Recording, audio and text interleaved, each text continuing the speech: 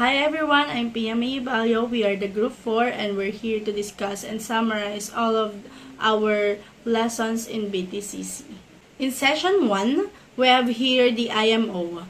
IMO, or International Maritime Organization, is a United Nations agency based in London and includes representatives from 168 full members and 3 associate members from major maritime nations, including United States, sets standards and adopts regulations that apply to all vessels that operate internationally. International Maritime Organization has a purpose: to promote cooperation of the regulation and practice the highest standards of safety and navigation, the prevention and control of the maritime environment. The IMO implements major conventions that regulates all aspects of commercial vessels, safety designs, crewing, and operations, to provide machinery for cooperation among governments in the field of governmental regulation and practices relating to the technical matters of all kinds affecting shipping engaged in international trade. In Chapter 3, I learned seamanship, its definition, and components. They are divided into 3 departments, namely Deck Division, Engine Division, and Hotel Division. For Deck Division, with gold stripe background on arm, the captain is the highest responsible officer acting on behalf of the ship. The captain is legally responsible for the day-to-day management of the ship. His or her responsibility to ensure that all the department perform legally to the ship, and the ship has a deck officer that assists the master. For engine division, with violet or blue stripes on arms, the engineers on board ships are also called technical officer. They are responsible for keeping of machinery, maintained and operational. Today, ships are complex systems that combine a lot of technology within a small space. And for the hotel division, headed by passenger service, director with gold stripes or white background on arm, and entertainment crew department, pursuers department, FMB department, housekeeping department. And to understand part of the ship, one must have to go through some common terms. The most forward part of the ship is called a bow. The left hand side of the ship is referred to as a port, and whereas the right side is called starboard. Likewise, the front side is termed as forward and the back side as astern, etc. Also, maritime nautical phraseology, which have been developed to cover a most important safety-related fields, or beneficial to ship and vice versa, ship to ship and on-board communication. The aim is to get around the problem of language barriers at sea and avoid misunderstanding which can cause accident. And for the chapter 4, I learned that the objectives of ISM code are to ensure safety at sea, prevention human injury or loss of life, and avoidance of damage to environment, and particular to the marine environment and to property. And I learned that ISM role of the seafarer is to ensure safety of people, safety of ship and cargo, and safety of environment, and the structure management approach to control safety risks in operation. For Lesson 5, I learned about the proper hygiene. Avoid strongly scented perfumes.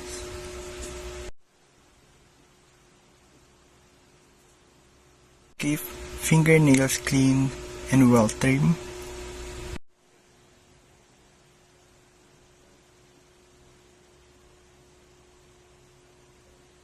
And for Lesson 6, I learned about the proper using of fire extinguisher. This is what will you do if you encounter a fire. Get the fire extinguisher to stop the fire. For prevention, install smoke alarms on every level of your home, inside bedrooms and outside sleeping areas.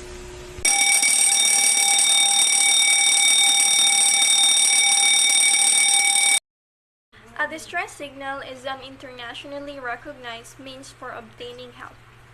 Distress signals take the form of or are commonly made by using radio signals, displaying a visually detected item, or illumination or making an audible sound from a distance. Distress signals at sea are defined in the international regulations for preventing collisions at sea and in the International Code of Signals. Mayday signals must only be used where there is grave and imminent danger to life. Consists of the word Mayday spoken 3 times in succession, followed by the distress message, which should include name of the ship and its position, nature of the situation, number of persons at risk, type of assistance needed, and details of action being taken. Next is first aid. First aid is an emergency care given to a person who has been injured or suddenly taken ill. Emergency Action Principle or EAP. First step is survey the scene. Should observe the following: is the scene safe? What happened? How many people are injured? Are there bystanders who can help? Second is do a primary survey of the victim. A procedure of identifying immediate life-threatening conditions of the victim. Take the ABC steps. Are you okay?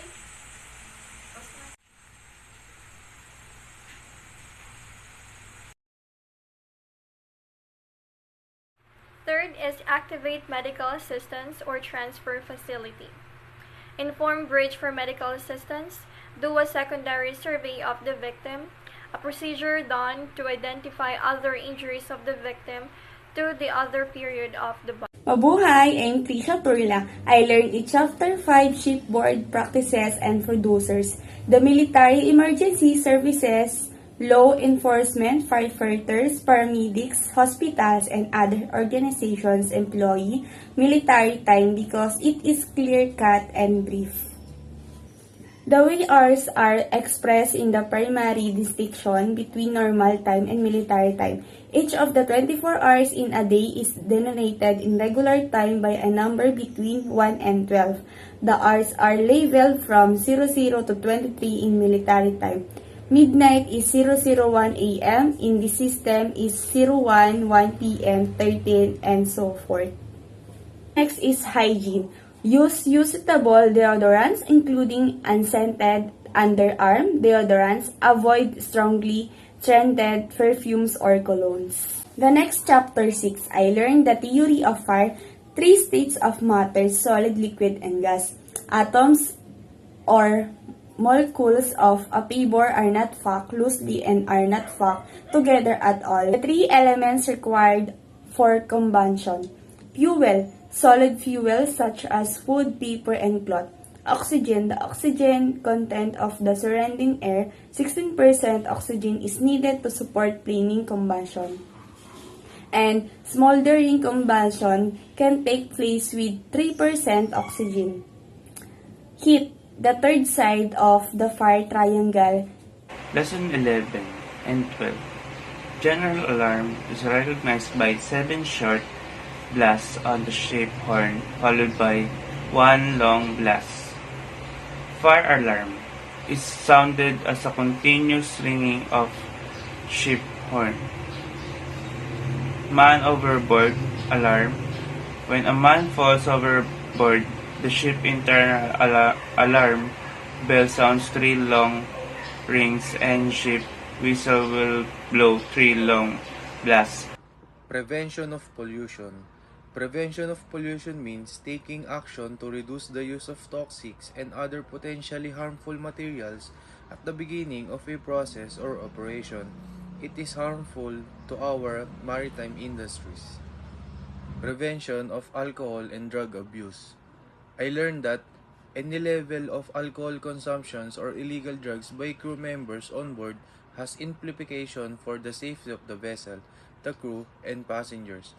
Even small quantities of alcohol have been shown to sufficiently impair seafarers' fitness for duty and increase the risk of accidents. In Session 15, Crowd and Crisis Management.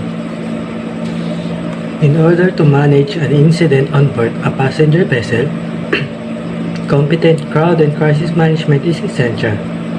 In the case of an emergency, passenger vessels confront extra obstacles than other vessels types due to the higher danger connected with passengers. As a result, the crew must be more cautious and aware of the hazards that are encountered to control crisis behavior. It is vital to first understand the responsibilities and roles of passengers and crew separately. On board, crews have set daily responsibilities that they are quite familiar with. They should have clearly defined obligations in the case of an emergency. In addition to their regular activities, emergency drills should be conducted on a regular basis to develop knowledge and skills with stated duties. Thank you for watching. I hope you learned to our video. Bye!